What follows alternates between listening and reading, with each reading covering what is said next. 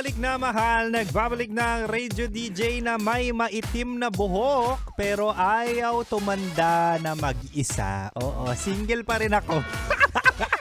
Parang medyo isang taon mahigit na ako nagiging radio DJ at talaga nga naman panawagan ko ay makahanap na ng nag-iisa or the one. Pero talaga nga namang wala pang bumibisita. Mahal, nagbabalik ang iyong spicy opa DJ Kim Chino para tapusin ang aking sinimulan. Ito yung sinasabi natin na sa mundo na kung saan naghahabulan, na kung saan sila ay nagmamakaawa, nagpapaawa, umaacting na parabang teatro ang ibang gobyerno dyan. Ay nako, wag kayo mag-alala. Dito kay Kim Chino, talagang swak na swak ang mga tips. At ang mga life hacks ba when it comes on love. Anyway, balik na tayo sa ating Chinitok. Usapang pag-ibig mula sa Spicy Opa mo DJ Kim Chino. At di ba nga sabi ko sa inyo mahal, ibibigay ko ang 3 buwisit na gawain ng mga maling tao. Di ba? Sabi ko sa inyo, ilista nyo to tapos hindi na kayo maiisahan. Recap na tayo mahal. Sabi ko kanina, unang-unang gawain ng maling tao na talaga nga naman nakakabwisit ay ang kanilang pagiging takbuhin. O aminin nyo, all over social media at news ay talaga nga namang uso ang habulan, uso ang dapaan, uso ang habulan pa rin yun no?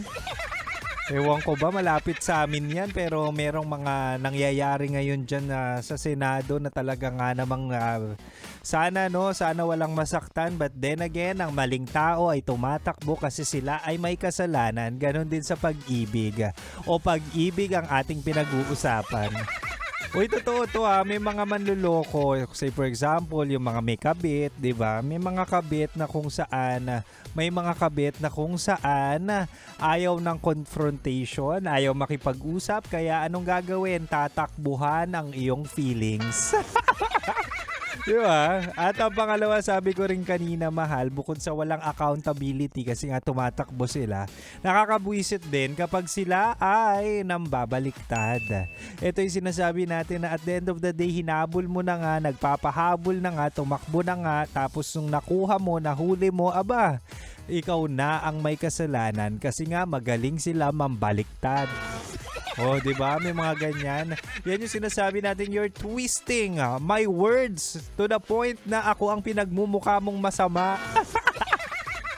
May mga ganyan manipulative, gaslighter, kaya wag na kayo utang na loob kapag nararanasan nyo, napapansin nyo yan. Wag nyong isang tabi, wag kayong magbulag-bulagan. Maling tao yan, wag mo nang ipilit. Diba? Karamihan kasi sa mga tao ngayon, maling tao na nga ang kanilang nakuha, nakilala, na-inlove sila pero pinaglalaban pa rin nila because naniniwala sila na I can change them. Hanggang sa ang ending, ikaw ang nagbago hanggang hindi mo na makilala ang sarili mo. Diba? Ito mahal, pangatlo at panghuli na gawain ng mga maling tao na nakakabwisit ay ang kanilang pagpapaawa. Ayan yung sinasabi nating fake tears, 'di ba? Na kung saan minsan sila ang nagkamali, sila ang pabiktim. Totoo yan minsan kapag maraming tao, kapag may kakilala ka sa circle of friends, 'di ba? Magpapaawa yan, magmumukhang ikaw yung may kasalanan, ikaw yung masama, ikaw yung pangit yung ugali, pero at the end of the day, magaling lang silang magpaawa o di kaya sila ay mga aktres o aktor.